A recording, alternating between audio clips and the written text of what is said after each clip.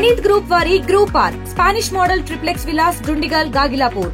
మరిన్ని వివరాలకి ఈ కింద నంబర్ ని సంప్రదించండి. రాష్ట్రంలో కాంగ్రెస్ ప్రభుత్వం ఏర్పడిన తర్వాత పేదవాడి యొక్క కోరిక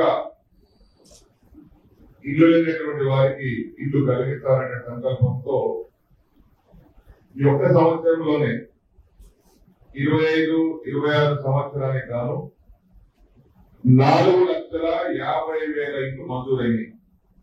119 నియోజకవర్గాలకు ఒక్కొక్క నియోజకవర్గానికి 3,500 ఇల్లు మంజూరైంది. మన గ్రామాలలో ఎవరికైతే జాగాలు ఉన్నాయో జాగా ఉన్నటువంటి వారికి మాత్రమే ఇల్లు మంజూరు చేస్తున్నాం. దానికి L1 అంటారు. L1 L2 అంటే పేదవాళ్ళే కానీ వాళ్ళ స్థలం లేదు. అది తర్వాత ఇది అయిన తర్వాత ఆస్తులున్న వాళ్ళు, ఉద్యోగస్తులు, డబ్బులున్న వారు కూడా దరఖాస్తు పెట్టుకున్నారు. అది L3, అది పక్కన పడేస్తుంది.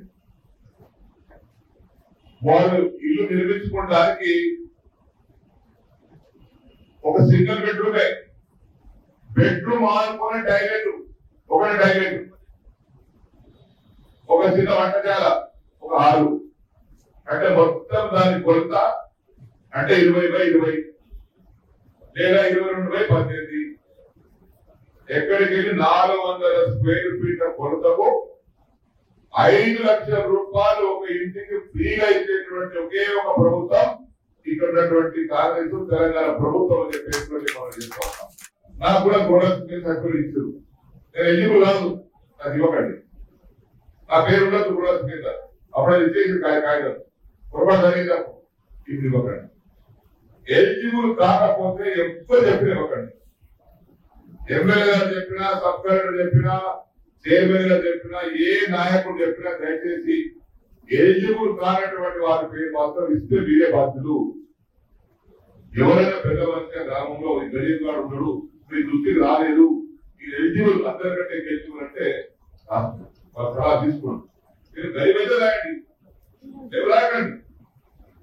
కాబట్టి ఆ విధంగా దీని మీద పగడ్బందీగా ఈ ఏర్పాట్లను చేయవలసిందిగా మీకందరినీ కోరుకుంటూ మరిన్ని వీడియోస్ కోసం ఛానల్ ని సబ్స్క్రైబ్ చేయండి. లేటెస్ట్ అప్డేట్స్ కోసం వాట్సాప్ ఛానల్ ని ఫాలో అవ్వండి. ఆ లింక్ డిస్క్రిప్షన్ లో ఉంది.